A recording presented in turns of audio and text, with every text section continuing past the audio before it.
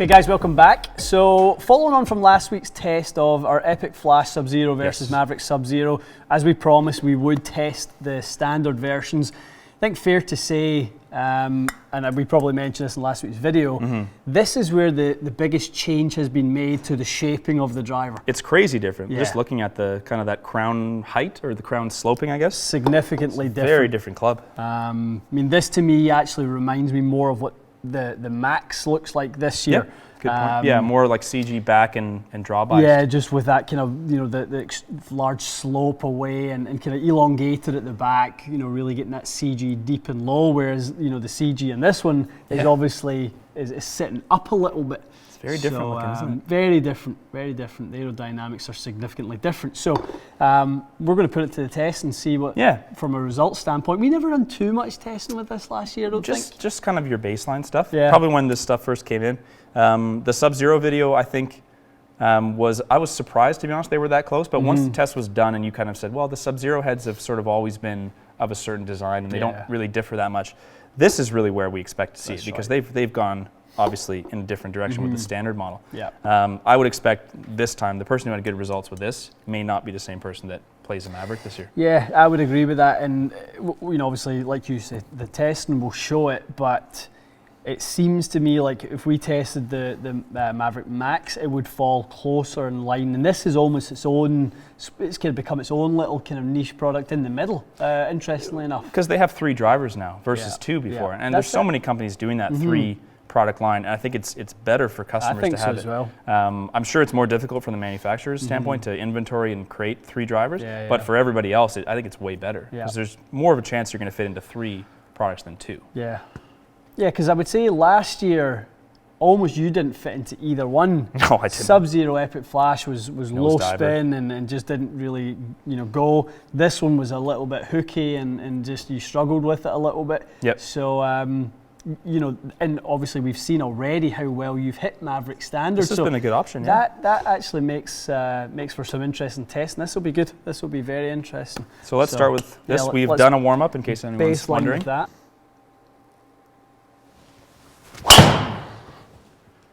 Nice. Oh my. Lovely. Oh yes. Whew. Smashing.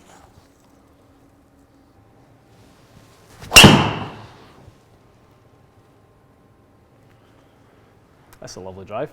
It is.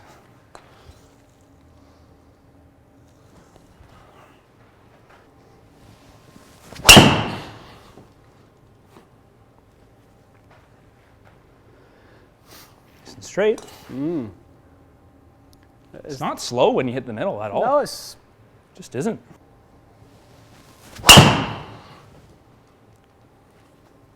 No complaints so far.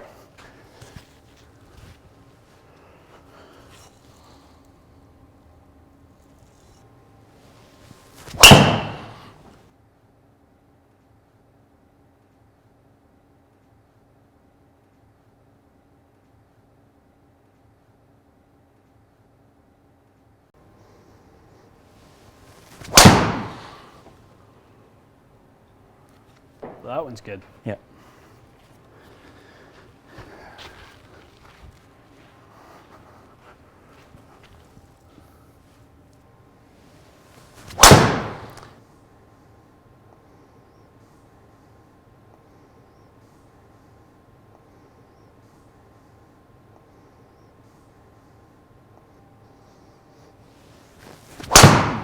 That's nice.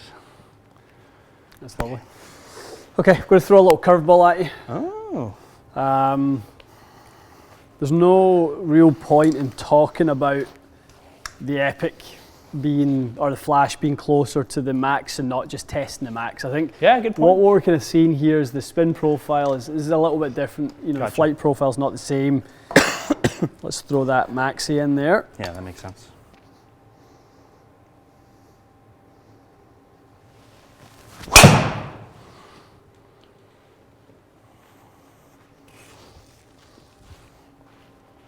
I think this is a little sleeper this year, this Maverick Max.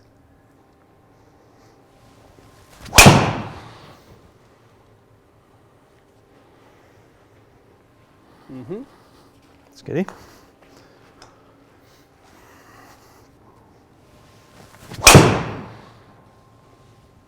That's a good hit.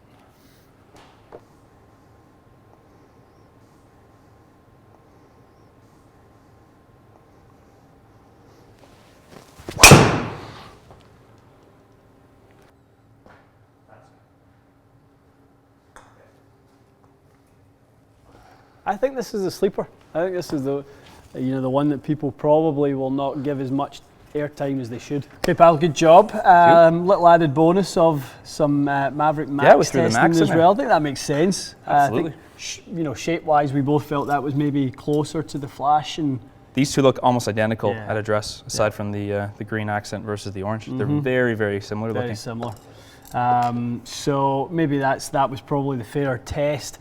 Quite interesting when you see it, this sort of deeper CG on the Mav Max. The launch was up and spin was down a little bit versus the Flash. Yep. As I was hitting, and it is a bit surprising. Yeah, I was hitting it. You were saying, I mean, this is not the driver to shy away from because you're worried about it spinning too much. Yeah, I think this is a sleeper this year. And the other thing I think it's worth mentioning for those of you who have access to custom shops that can hot melt drivers. Okay. The head weight is very light, so I mean, if you do find that it's turning over, and if we had one complaint about the Max, it was turning over a little bit. I mean, the shell weight's coming in at 187 grams, so I mean, you could quite easily. I mean, the head weight of your ping is 15 grams heavier than that. So you would hot melt over here. You can hot melt out in the toe, no problem at all. Okay. And just hold the face a bit really longer. Change the rotational dynamics of the club. So that would have been my only complaint, is that it just seemed to get a little closed versus the standard model. I'll say Epic Flash really held it fine. Oh yeah, totally. It was effortless as well to get the shots with it. Actually, I found a nice little groove with it. Really good little groove. Weight in the toe. No, so you were so we tweaked it a bit, which is playing it in fair its enough. optimized position. 10.5 open, which gave me a little bit of help. We opened all of them, to be fair, but this one has the toe weight, so we used it. And in that configuration, it's still a great driver. Good. It is a great driver. It's a very, very good driver. And if you're looking for, massive gains or game-changing performance, you're not going to find it. Not after a year, no. You're just not going to find it. There's probably going to be golfers, and you're one of them, that maybe didn't fit as well last year into either Epic Flash or Sub-Zero, and maybe that's where Maverick Standard will come in. But I think the fact that there's now a Sub-Zero Standard and a Max, the advantage of having the 3 models, there's more separation, better opportunity to fit more people. That's the real advantage of this over Epic Flash, and the sound. Yeah. The rest of it, it's really not so much. Yeah. I mean, you could dive into these standard deviations and argue that these are a bit lower on spin, better spin retention. But I mean, you're starting to pick at hairs a little bit. I don't doubt that the technology's there, but in practice, I think they are quite a bit closer than we expected. Yeah. But I do like the fitting options better from Maverick. I think they did a better job with fitting options with that.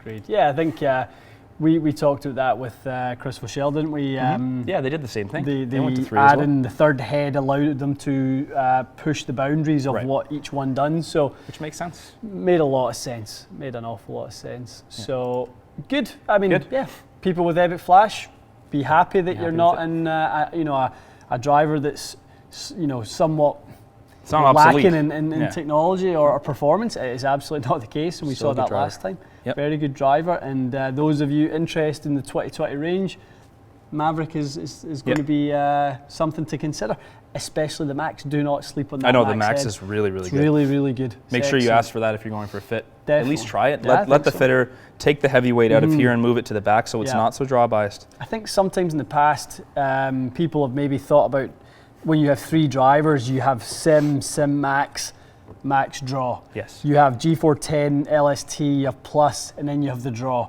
Right, that's right, SFT, right. That's right. So this is not that. The Max is not a draw version. It has the ability to be if you wanted to put that weight in the heel like that. But it in its standard form, you'll put it down. It's very neutral. And after you opened it up, to be honest with you, it does sit. It sits nice and open. It sits really open. I would say if you're normally a 10.5 guy, you don't want the draw bias at all. Yeah. There's a 12 of this. I believe so. I would just get the 12 and open. Yeah. And then you have a 10.5 static loft that sits a little bit open. Take the heavy weight to the back. It's a very neutral driver that's probably going to be about as forgiving as as anything out there. Yeah, yeah. So options is what we are basically talking about here, guys. That's what really matters in the end, right? That's exactly, you know, as a fitter, that's all we're looking for, more options to do our job. Absolutely. Excellent. Great. Okay, stay tuned for more. We'll see you again soon.